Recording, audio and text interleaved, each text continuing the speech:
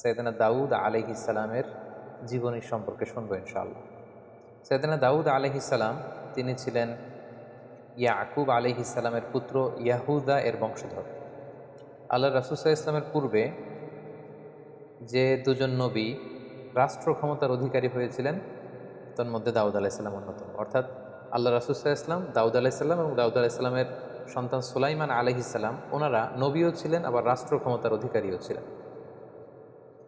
বর্তমান ফিলিস্তিন সহ ইরাক, শাম, সিরিয়ার এই যে বিস্তীর্ণ এলাকা, এই পুরো এলাকা নিয়ে তাদের রাজত্ব ছিল। এবং দাউদ আলাইহিস সালামের নেতৃত্বে এই পৃথিবীতে সর্বপ্রথম আল্লাহ তাআলার একটি অনুগত রাষ্ট্র প্রতিষ্ঠিত হয়, যেটা সীমানা ছিল আকাবা উপসাগর থেকে শুরু করে ফোরাত নদীর একেবারে পশ্চিম তীর পর্যন্ত। আল্লাহ তাআলা সাইয়েদনা দাউদ আলাইহিস সালামকে জ্ঞান, প্রজ্ঞা, বুদ্ধিমত্তা, আল্লাহ ভীতি এরকম অনেক ব্লেসিংস দিয়ে তিনি সাইয়েদনা দাউদ আলাইহিস সালামকে ধন্য করেছেন। দাউদ আলাইহিস সালামকে বনি ইসরাইলের লোকেরা তাদের কিং বানিয়েছিল। তিনি নবীও ছিলেন, আবার অ্যাট দ্য সেম টাইম তিনি রাজাও ছিলেন। তো কিং তিনি কিভাবে হলেন? এই ঘটনাটা ঘটেছিল তালুত বাদশার নেতৃত্বে। দাউদ আলাইহিস সালাম যখন জালুতকে হত্যা করলো, তখন তালুত বাদশার পরবর্তীতে সাইয়েদনা দাউদ আলাইহিস সালাম বনি ইসরাইলের কিং বা রাজা হয়ে গেলেন। এই ঘটনাটি কিভাবে ঘটলো সেটা বুঝতে হলে আমাদেরকে জানতে হবে যে তালুতকে, তালুত কিভাবে বাদশাহ হলো। এরপর আমাদেরকে জানতে হবে যে জালুতকে, জালুতের মৃত্যু কিভাবে হলো, এবং সাইয়েদনা দাউদ আলাইহিস সালামের উত্থানটা কিভাবে হলো। এটা যদি আমাদেরকে বলতে হয় তাহলে একটু পেছনে আমাদেরকে ফিরে যেতে হবে। আমরা জানি যে সাইয়েদনা মূসা আলাইহিস সালাম তিনি যখন বনি ইসরাইলকে নিয়ে লোহিত সাগর পার হয়ে তিহ প্রান্তরে, অর্থাৎ মিশর আর ফিলিস্তিনের মাঝখানে তিহ প্রান্তর, সেখানে অবস্থান করলেন। 40 বছর তারা সেখানে থাকলো।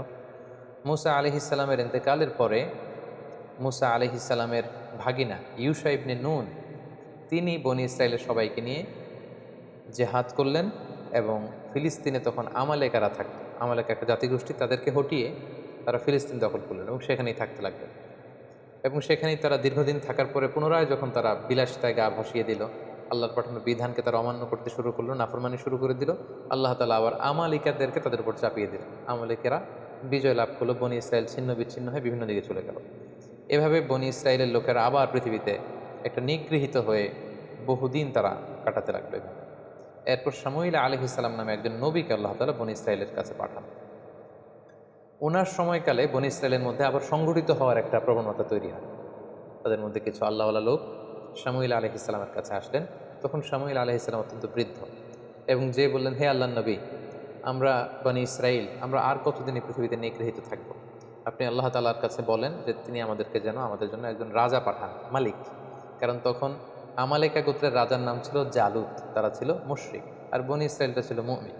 তো তারা বলল, হে আল্লাহর নবী, আপনি একজন রাজা আল্লাহ তাআলাকে বলেন তিনি যেন আমাদের জন্য পাঠান, ওই রাজার নেতৃত্বে, মালিকের নেতৃত্বে আমরা জেহাদ করব। তখন শামুইল আলাইহিস সালাম বললেন, কোরআনে কিন্তু এগুলো বিস্তারিত আল্লাহ তাআলা সূরা বাকারায় 246 নম্বর আয়াত থেকে শুরু করে ধারাবাহিকভাবে 1.5 পৃষ্ঠায় তিনি বর্ণনা করেছেন। আমি শুধু সার সংক্ষেপ আপনাদেরকে শোনাচ্ছি।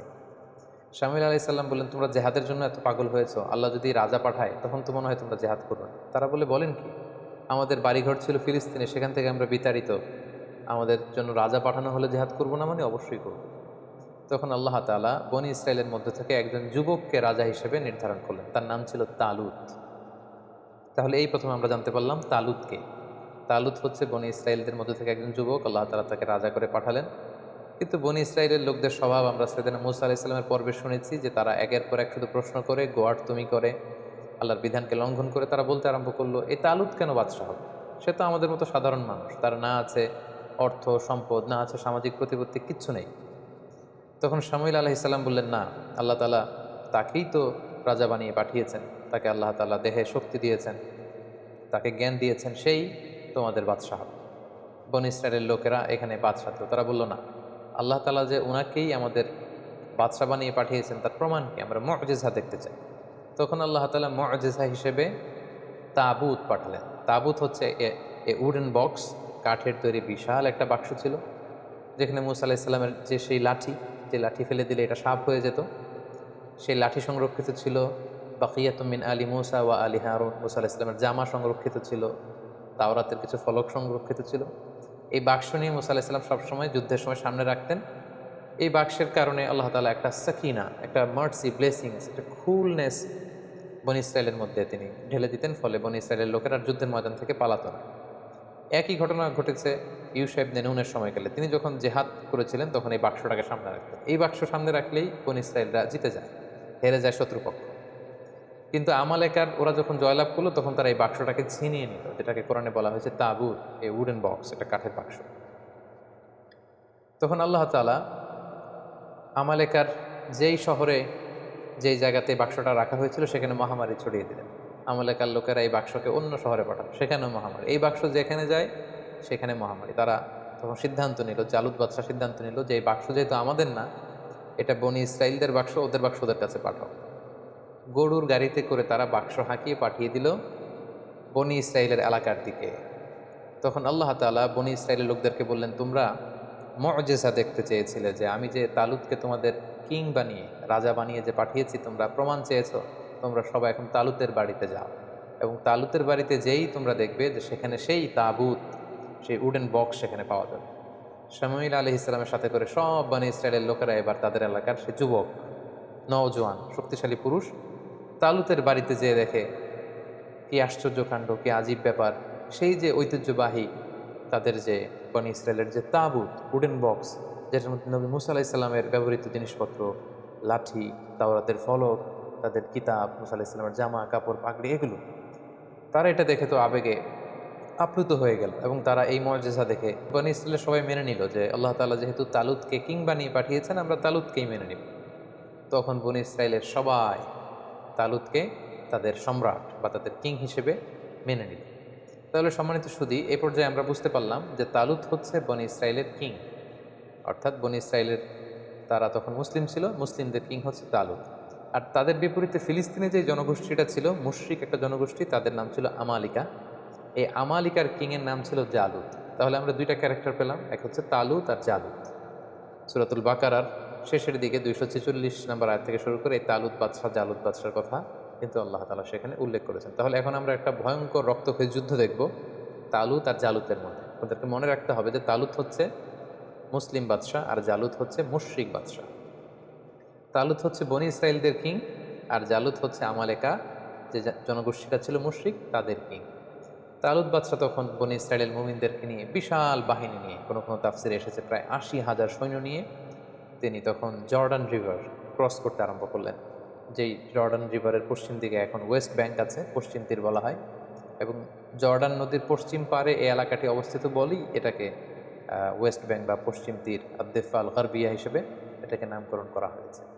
তো জর্ডান রিভার যখন তারা ক্রস করে শত্রু এলাকার দিকে যাচ্ছিলেন, তখন তালুত বাদশাহ বললেন, তোমাদের জন্য আমার ঘোষণা হলো, কেউ এই জর্ডান নদীর পানি পান করতে পারবে না, যতই তৃষ্ণার্ত হবে। এখান থেকে পানি পান করলেই কিন্তু তোমরা যুদ্ধের ময়দানে হেরে যাবে। তবে তৃষ্ণার কারণে, আউট অফ থার্স্টি, তোমরা যদি তৃষ্ণার্ত হও তাহলে 1 অঞ্জলি বা 2 অঞ্জলি হয়তো তোমরা খেতে পারো, কিন্তু ঘট ঘট করে বালতির পর বালতি, জগের পর জগ কিন্তু পানি সংরক্ষণ করা যাবে না, খাওয়া যাবে না। কিন্তু ওনার সাথে থাকা হাজার হাজার সৈন্য ফিতনায় পড়ে গেল, পরীক্ষায় পড়ে গেল। প্রচণ্ড গরমে, তাপ দাহে, তৃষ্ণায় ওরা পানি খেতে শুরু করলো, ফলে কেউই আর ওই পারে যেতে পারলো না, অল্প কয়েক হাজার সৈন্য ছাড়। এবার এই অল্প কয়েক হাজার সৈন্য নিয়েই মুসলিম বাদশাহ তালুত তিনি দাঁড়ালেন। তার বিপরীতে আমালেকার হাজার হাজার সৈন্যদের সামনে জালুত বাদশাহ দাঁড়িয়ে আছে হাতির উপর। এবার মুশরিকদের এই বিশাল ব্যাটালিয়ন দেখে মুসলিম বাদশাহ তালুতের যে কয়েক হাজার সৈনিক যারা জর্ডান নদী ক্রস করে আসতে পেরেছে, তারা বলতে আরম্ভ করলো, এত বিশাল বাহিনীর সামনে আমরা কি করে যুদ্ধ করব? তখন তালুত বললেন যে সংখ্যা দিয়ে মুমিনদের সফলতা নির্ধারিত হয় না, বরং কামিং ফিআতিন কলিলাতিন গলাবাত ফিআতান কাসীরাতান বিইذনিল্লাহ। এই পৃথিবীতে কত অল্প সংখ্যক লোক আছে যারা বিশাল সংখ্যক লোককে হারিয়ে বিজয়ের পতাকা তারা হাতে ধরেছে। তোমাদের যদি হিম্মত থাকে, যদি মনোবল থাকে, তোমরা অবশ্যই জয়লাভ করবে। সেখানেও অনেক লোক যুদ্ধে অংশগ্রহণ করতে পারলো না। কোনো কোনো ঐতিহাসিকগণ বলেন যে মাত্র 313 জন সৈন্য নিয়ে তালুত বাদশাহ আল্লাহর নামে জালুত বাদশার দিকে ছুটতে আরম্ভ করলেন, এবং সেই মুহূর্তে তিনি ঘোষণা দিয়েছিলেন যে মুশরিকদের রাজা জালুতকে যে হত্যা করবে সেই আমার পরে বনী ইসরায়েলের কিং হবে, এবং আমার মেয়েকে আমি তার সাথে বিবাহ দিব। সাইয়েদনা দাউদ আলাইহিস সালামের বাবা ছিল তালুত বাদশার একজন সেনাপতি, এবং দাউদ আলাইহিস সালামের বাবা তার 10 ছেলে, কোনো বর্ণনায় 11 ছেলেকে নিয়ে যুদ্ধে এসেছিল। এর মধ্যে সবচেয়ে তরুণ যুবক ছিল দাউদ আলাইহিস সালাম। তিনি আল্লাহর নামে কোনো কোনো বর্ণনায় এসেছে, ইসরায়েলি বর্ণনায়, যে তিনি আল্লাহর নামে তীর মেরেছিলেন।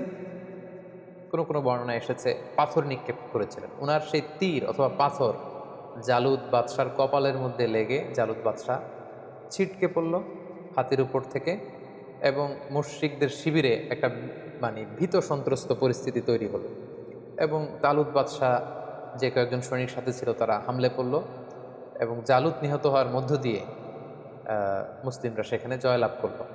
তালুত বাদশাহ জয়লাভ করলো। ফাকাতালা দাউদু জালুতা, সরাসরি আল্লাহ তাআলা কোরআনে উল্লেখ করেছেন যে দাউদ নিজে আলাইহিস সালাম নিজে তিনি জালুত বাদশাহকে কিন্তু সেই যুদ্ধে হত্যা করেছেন বা পরাজিত করেছেন।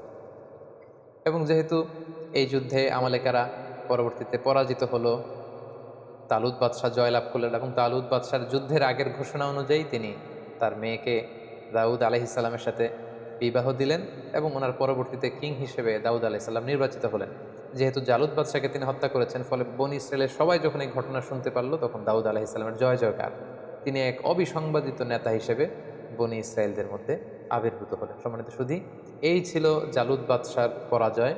তালুত বাদশাহ কীভাবে নির্ধারিত হলেন, এবং তালুত বাদশার সৈনিক হিসেবে দাউদ আলাইহিস সালাম কীভাবে বীর দর্পে সাহসিকতার সাথে জালুত বাদশাকে পরাজিত করে বিজয়ের পতাকা তিনি হাতে নিয়েছেন। সম্মানিত সুধী, ঠিক এভাবেই সাইয়েদুনা দাউদ আলাইহিস সালামের উত্থান ঘটেছিল, এবং তিনি সম্মুখ যুদ্ধে সরাসরি জালুতকে পরাজিত করে তিনি ওনার সামরিক শক্তি তিনি প্রকাশ করেছিলেন, এবং বনী ইসরায়েলদের মধ্যে তিনি প্রশংসিত হয়েছিলেন। তালুত বাদশার পরে সাইয়েদনা দাউদ আলাইহিস সালাম যখন বনী ইসরায়েলের কিং বা রাজা হিসেবে তিনি দায়িত্ব গ্রহণ করলেন, তিনি রাজত্ব পেয়ে, কিংডম পেয়েও তিনি সবসময় সাদাসিধে জীবনযাপন করেছেন। তো এই বুখারী মুসলিমের হাদিস থেকে আমরা জানি যে তিনি দিনের বেলা রোজা রাখতেন, রাতে তাহাজ্জুদ পড়তেন, এবং খুবই সিম্পল লাইফ তিনি লিড করতেন। ওনার ব্যাপারে আল্লাহ তাআলা কোরআনের বিভিন্ন সূরাতে বিভিন্ন আয়াতে উল্লেখ করেছেন। আল্লাহ তাআলা বলছেন, ওয়াযকুর আবাদানা দাউদা যাল আইদি ইন্নাহু আওয়াব। সূরাতুস সাদে আল্লাহ তাআলা বলছেন যে, হে নবী, আপনি দাউদের কথা কোরআনে উল্লেখ করুন, সে ছিল যাল আইদ, শক্তিশালী, আল্লাহর আইন বাস্তবায়নে শক্তিশালী ছিল। ইন্নাহু আওয়াব, তিনি আল্লাহমুখী ছিলেন, সবসময় আল্লাহমুখী থাকতেন। সূরাতুন নামলের 15 নম্বর আয়াতে আল্লাহ তাআলা বলেন, ওয়ালাকাদ আতাইনা দাউদা ওয়া সুলাইমানা ইলমা, আমি আমার নবী দাউদকে এবং সুলাইমানকে উভয়কে জ্ঞান দিয়েছি। I placed them with knowledge. সূরা সাবার 10 নম্বর আয়াতে আল্লাহ তাআলা বলেন, ওয়ালাকাদ আতাইনা দাউদা মিন্না ফাদলা, আমি দাউদকে আমার পক্ষ থেকে বিশেষ অনুগ্রহ আমি দান করেছি। সূরাতুস সাদের 20 নম্বর আয়াতে আল্লাহ তাআলা বলেন, ওয়া শাদাদানা মুলকা, আমি দাউদের কিংডম সালতানাতকে মজবুত করেছি। ওয়া আতাইনাহুল হিকমা, আমি তাকে উইজডম দিয়েছি, প্রজ্ঞা দিয়েছি। ওয়া ফাসলাল খিতাব, আর তাকে আমি বিচার কার্যের ফায়সালা কি করে দিতে হয় সেই জ্ঞান আমি দান করেছি।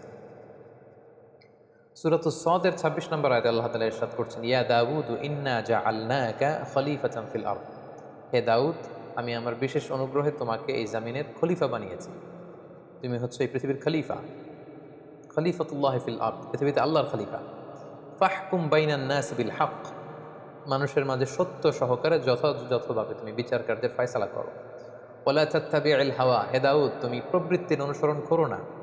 ফায়ুদিল্লাকা আন সাবিলিল্লাহ, প্রবৃত্তির অনুসরণ যদি করো তাহলে এই প্রবৃত্তির অনুসরণ তোমাকে আল্লাহর রাস্তা থেকে বিচ্যুত করে দেবে। এভাবে বিভিন্ন আয়াতে আল্লাহ তাআলা দাউদ আলাইহিস সালামের ব্যাপারে উল্লেখ করেছেন। সাইয়েদনা দাউদ আলাইহিস সালামকে আল্লাহ স্পেশাল একটা মুআজিজা দিয়েছিলেন, সেটা হচ্ছে তিনি যদি লোহার মধ্যে হাত লাগাতেন, মুহূর্তেই সেই লোহা গলে নরম হয়ে যেত।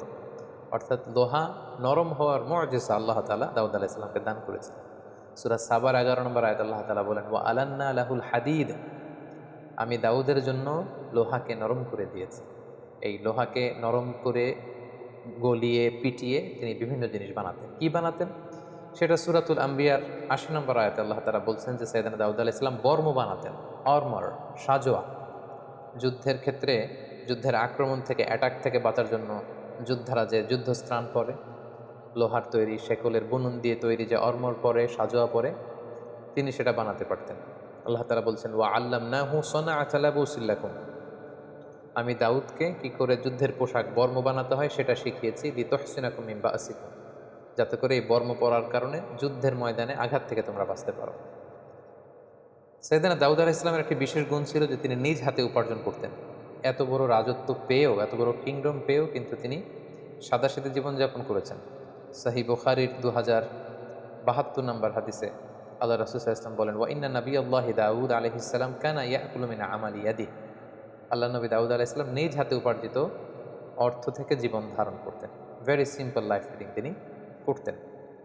সবচেয়ে মজার ব্যাপার হচ্ছে নবীদের মধ্যে সবচাইতে সুরেলা কণ্ঠের অধিকারী কিন্তু ছিলেন সাইয়েদনা দাউদ আলাইহিস সালাম। উনি যখন ওনার উপর কিন্তু নাজিল হয়েছিল 4টা যে মেজর মৌলিক আসমানি কিতাব, জাবুর কিতাবটি আল্লাহ তাআলা দাউদ আলাইহিস সালামের প্রতি নাজিল করেছেন, এবং তিনি যখন আকাবা উপসাগরের তীরে বসে জাবুর কিতাব তেলাওয়াত করতেন, আকাশের পাখিগুলো ড্রপ করে নিচে নেমে যেত, তার চারদিকে প্যারেড করতে থাকতো, ঘেরাও দিয়ে থাকতো। সাগরের মাছগুলো সাগর ছেড়ে দিয়ে কিনারায় চলে আসতো। ওনার তাসবির সাথে সাথে পাহাড়গুলো, পাখিগুলো সব কিছু তাসবিহ পড়তে থাকতো। সুবহানাল্লাহি ওয়া বিহামদিহি।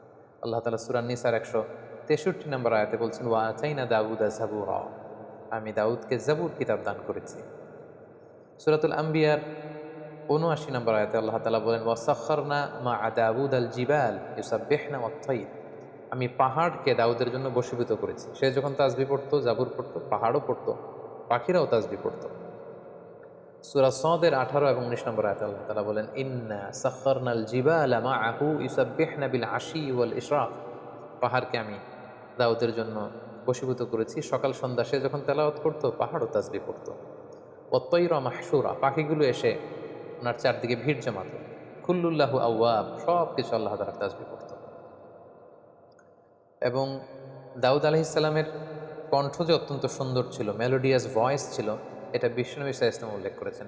সহিহ মুসলিমের 793 নম্বর হাদিসে একটি ঘটনা এসেছে যে আবু মুসা আল আশআরী রাদিয়াল্লাহু তাআলা আনহু সাহাবাদের মধ্যে খুব সুরেলা কণ্ঠের অধিকারী ছিলেন। তো উনি একবার রাতে ঘরে বসে কোরআন তেলাওয়াত করছেন, আল্লাহ রাসূল সাল্লাল্লাহু আলাইহি ওয়াসাল্লাম ওনার ঘরের পাশ দিয়ে যাচ্ছিলেন। তিনি হঠাৎ দাঁড়িয়ে দীর্ঘ সময় কোরআন তেলাওয়াত শুনলেন।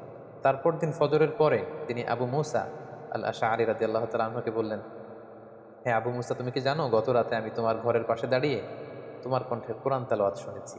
ইয়া আবা মুসা লাকাদ উতিতা মিজমারান মিন মাজামিরি আলি দাউদ, দাউদ আলাইহিস সালামের বংশে বা দাউদ আলাইহিস সালামের কণ্ঠে আল্লাহ যে সুরের ঝংকার দিয়েছেন, এই উম্মতের মধ্যে তোমার কণ্ঠে আল্লাহ তাআলা সেই সুরের ঝংকার ঠেলে দিয়েছে।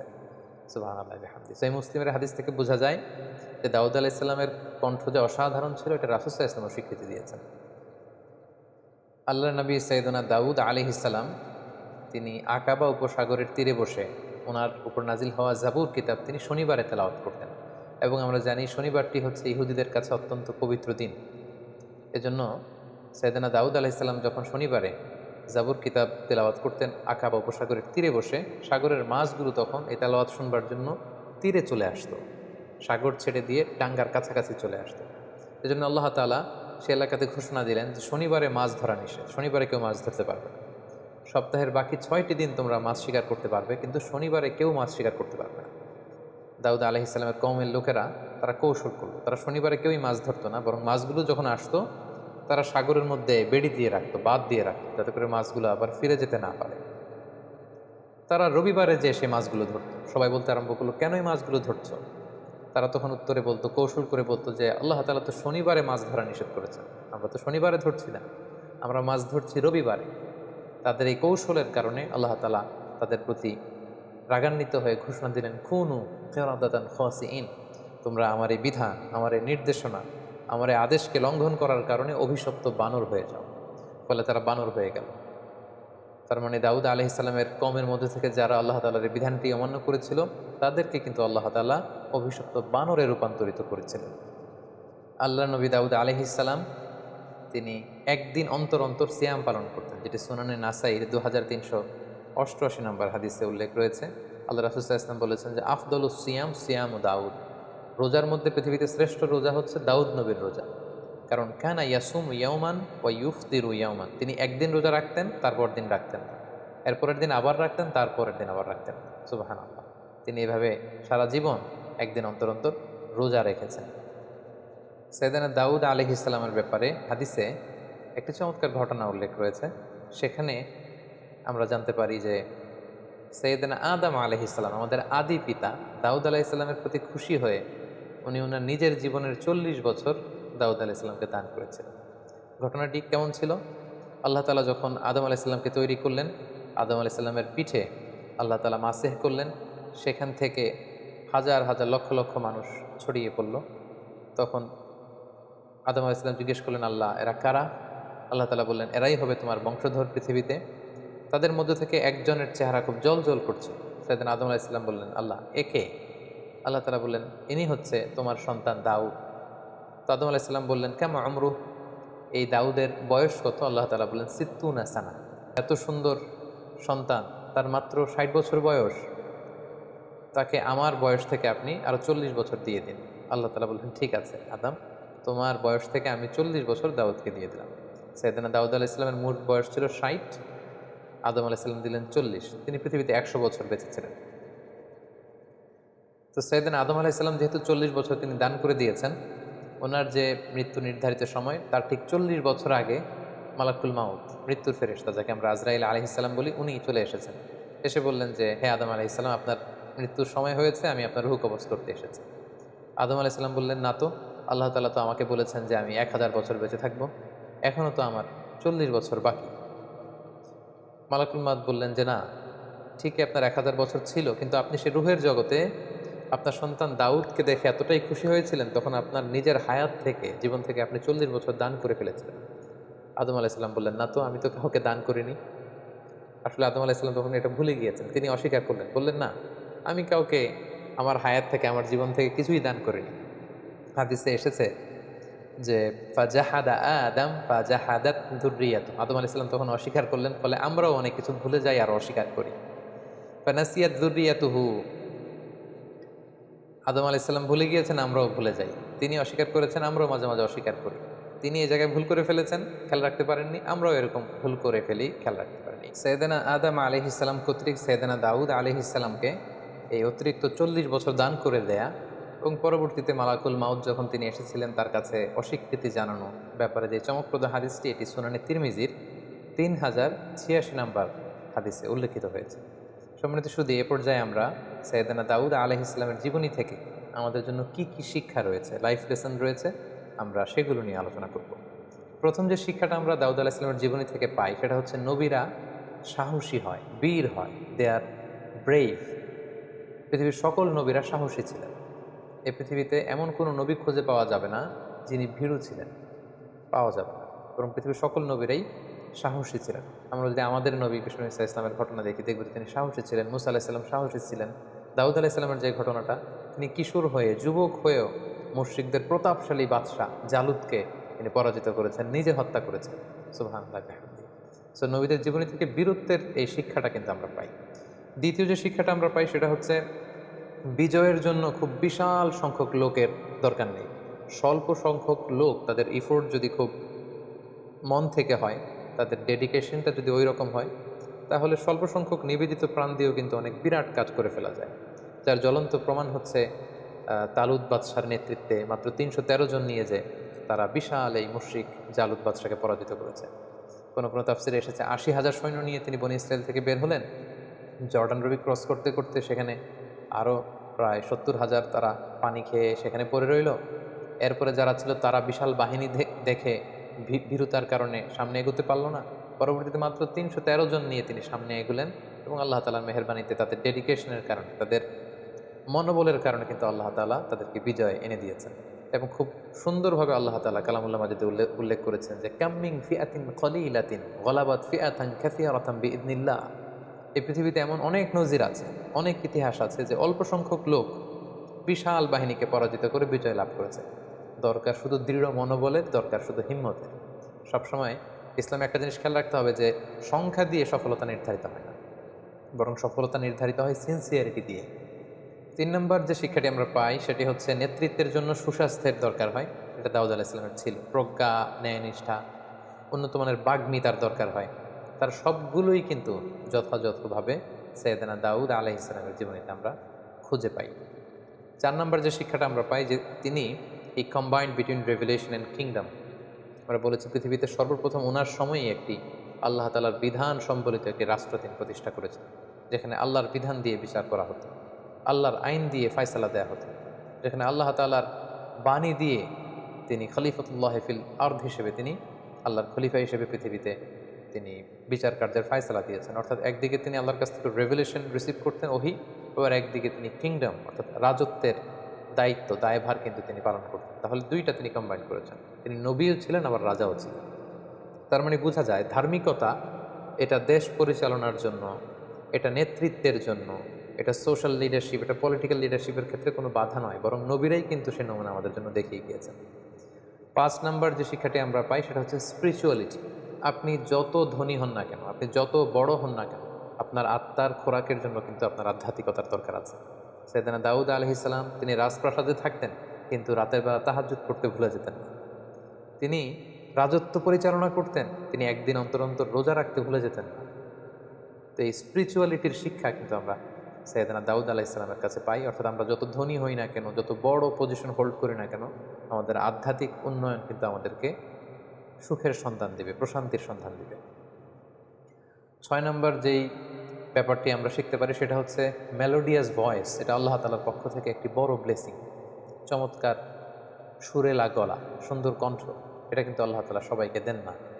এ ব্যাপারে সাইয়েদনা দাউদ আলাইহিস সালাম ছিলেন নবীদের মধ্যে স্পেশাল, ইউনিক। ওনার কণ্ঠের মতো কারো কণ্ঠ ছিল না। উনি তেলাওয়াত করলে পাখি চলে আসতো, মাছ চলে আসতো, পশুরা চলে আসতো, পাহাড় তাসবিহ পড়তে থাকতো। সো যাদেরকে আল্লাহ তাআলা এই চমৎকার কণ্ঠ দিয়ে ধন্য করেছেন, তারা যেন এই কণ্ঠটাকে ইসলামের পক্ষে কাজে লাগায়। আমরা যেন আমাদের কণ্ঠটাকে, সুরেলা কণ্ঠকে ইসলামের পক্ষে কোরআন তেলাওয়াত করে, সুন্দর নাশিদ পরিবেশন করে, ইসলামের পক্ষে, মানবতার কল্যাণে যেন আমরা আমাদের এই মেলোডিয়াস ভয়েসকে কাজে লাগাতে পারি। সবশেষে 7 নম্বর যে শিক্ষা